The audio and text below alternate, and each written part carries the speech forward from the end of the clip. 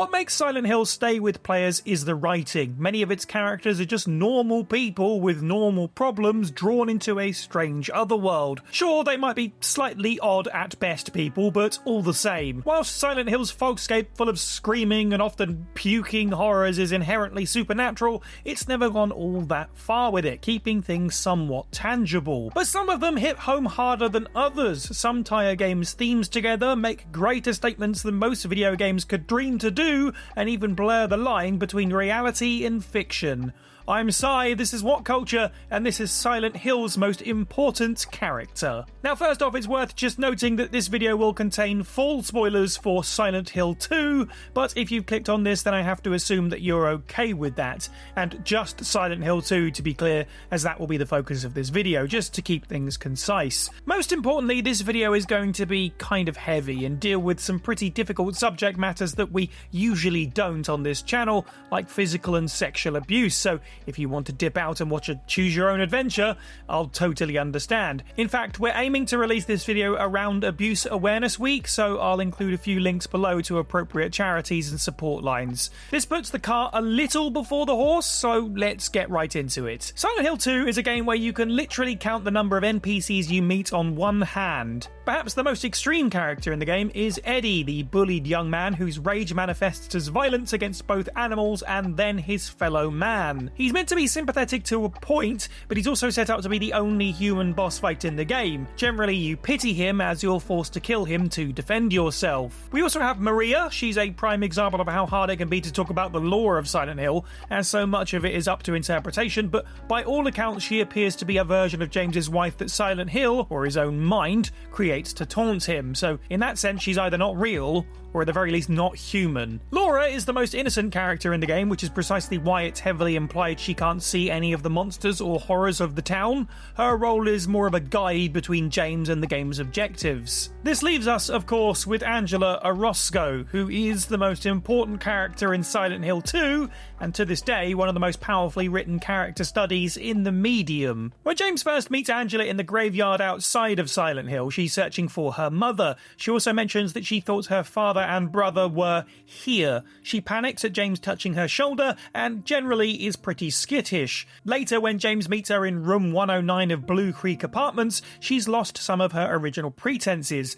Where before she corrected her use of mama to mother, now she reveals more about her true self as she drifts from vacant to reactionary, flinching when James reaches to take a blood-splattered knife from her. The 2024 remake adds an additional scene that the original game didn't have, set in Rose Park. James asks Angela if she's seen a little girl, referring to Laura, and it adds even more gravitas to Angela's disposition as she screams at James when he reaches out to comfort her, running off into the night. Much later in the labyrinth, players can find the blood-stained newspaper file that details the death of Thomas Orosco by multiple stab wounds. Shortly thereafter, James encounters Angela again, who is begging for mercy from Abstract Daddy, a nightmarish creature that appears in a form that looks like a body tied to the corner posts of a bed and attacks with its whole form. Angela suspects that James is a threat to her, heartbreakingly shouting, "You could just force me like he always did." If it wasn't clear before from her demeanour, the way she dresses, covering as much skin as she can, or heck, I don't know, the pistons in the fleshy walls, then it becomes crystal clear at this point that Angela is the victim of sexual assault at the hands of her own father, and additionally, maybe her brother. The novelisation of Silent Hill 2 provides a lot of additional context to, well, lots of things, albeit the canonicity is obviously down to interpretation. It never really contradicts the game, but whilst officially licensed, it wasn't written by anyone at Konami, so it's down to personal taste. Either way, the book explicitly states that it wasn't just Angela's father who enacted abuse upon her, but also her unnamed brother. If we are just going with the game though, there's still enough evidence here to show that her brother was at least complicit. For example, in room 109, next to the room where Angela lays, the player can also find a blood-stained teddy bear next to a door that is boarded up. This could represent the parents' room being off limits to Angela, or her brother's habit of hiding away from what was happening at home.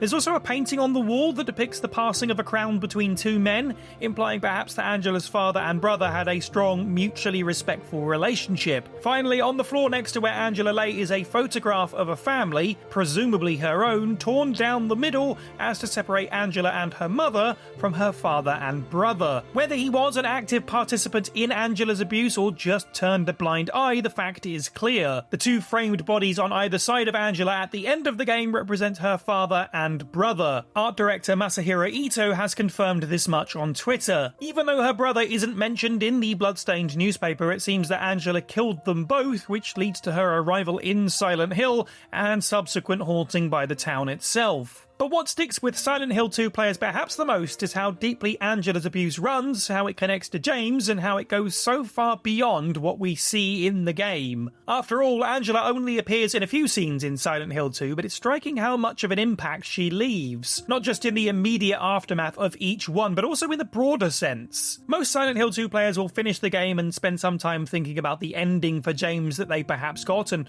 what it all means. Did James deserve to walk free, or deserve the punishment that he got if you got the right ending? I'm kidding, they're all the right ending really. It's just that In Water is the rightest ending. Jokes aside, James gets to have all these possible different outcomes, but Angela doesn't. From the moment the game starts, her fate is sealed and players can't change that. Once the final scene with Angela has played out, you can't return to the room. Her story will always culminate in the iconic burning staircase scene where she tells James that her mother told her she deserved what happened to her, and she walks out of sight. As she herself says, for her, it's always like this, which is one of the most perfect lines of dialogue you could have for a character that haunts players after the credits have rolled. Angela's story is sort of the most cut and dry of the game's cast. Despite the fact that she exists within the morally grey like Eddie and James, the game is very direct about how you should feel about it. All three are people who took control of their lives in the most extreme of ways. James, Eddie and Angela all feel driven to take a life, but the difference is where you draw that line that considers them victims. There's also a couple of things that specifically make Angela and James total opposites. James's justification for murdering his wife comes down to his own frustrations rather than anything she did. The most blatant of these is sexual, and if Silent Hill creates another world based on your psyche, then James is a man that, deny it all he likes, is driven by his sexual appetite. Monsters in the game are sexualized, from the mannequins to even the buff shirtless red pyramid thing. And Maria, though he completely fails to act on it from an inherent lack of riz, is born from what he wished his wife would be: confident, flirty and cheerful. Most of the time, anyway. She does still have her own agency, but that's a theme for the game in general, which we'll get back to. But first, one last note between James and Angela. The final meeting, as Angela walks into the fire, is an unspoken pivotal moment for James. This cutscene is followed almost immediately by the end of the game. It may well be that it's at this moment that James realises that despite learning that he's killed his wife, he still has a choice: to own up to that guilt and face down his red pyramid-shaped persecutor. Angela's choice to peacefully walk into her own demise is telling of the trauma that she's faced, and to be frank, it's hard to protest this decision when you consider how the character was treated in real life too. When Silent Hill 2 Remake's reveal trailer dropped, the ankle-biting grifters of the gaming sphere came sniffing for something to make their personality for the next couple of weeks. Now, it's perhaps worth saying that plenty of people thought that Silent Hill 2 Remake looked kind of awkward at best on its earliest reveals. Famously, developers Bloober Team elected to tweak the face model for James along the way, which is good,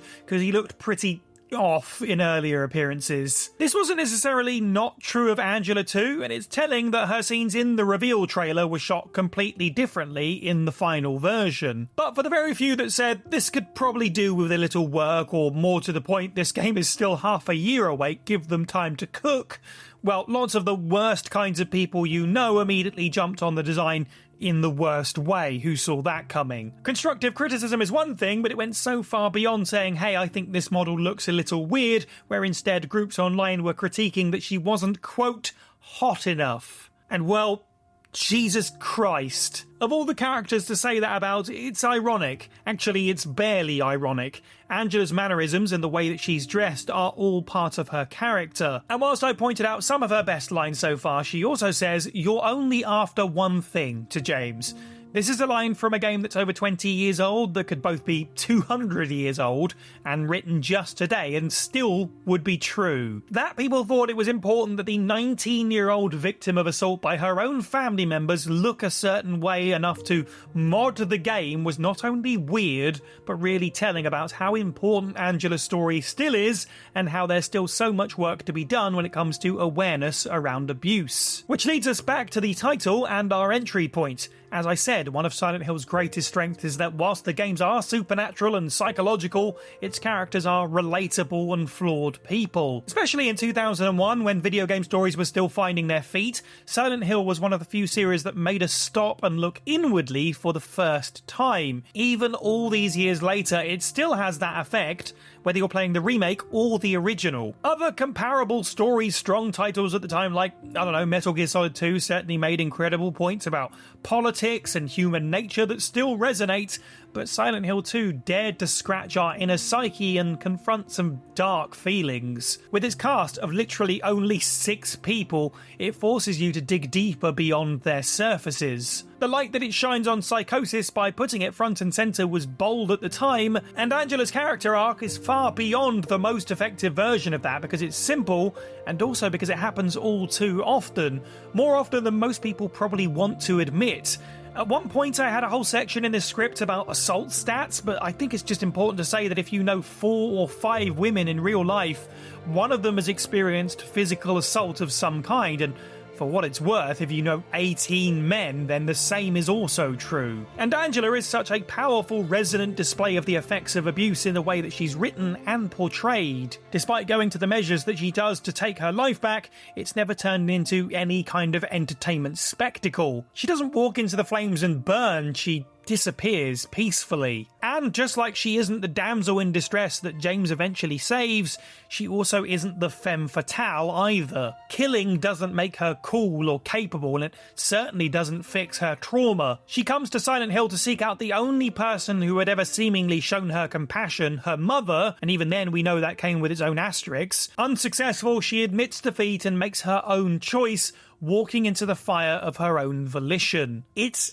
deeply chilling, but more than anything, incredibly sad. There is no satisfying conclusion, except perhaps that Angela is finally able to exercise the agency that she's wrestled from the grip of her abusers. She's Silent Hill 2's most important character for so many reasons, not least because of the boldness to have a character make the choice and get that kind of resolution that she does. Addressing such difficult subject matters in 2001 with more finesse than most games could even dare to attempt today, and in doing so supplying players with something other than a character who fits into an archetypal box. Angela can and should have a huge impact on how we view James, and looking deeper, how we feel about her painfully realistic suffering, and how we view others and ourselves. Very few video games are on Silent Hill 2's level when it comes to the quality of the story, and almost none are as brave. Most video games can and perhaps should be a distraction from entertainment, but the best of them make us better people by making us think and feel a little more about life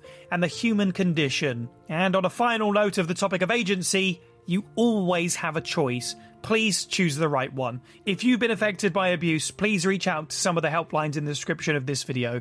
Thanks for watching.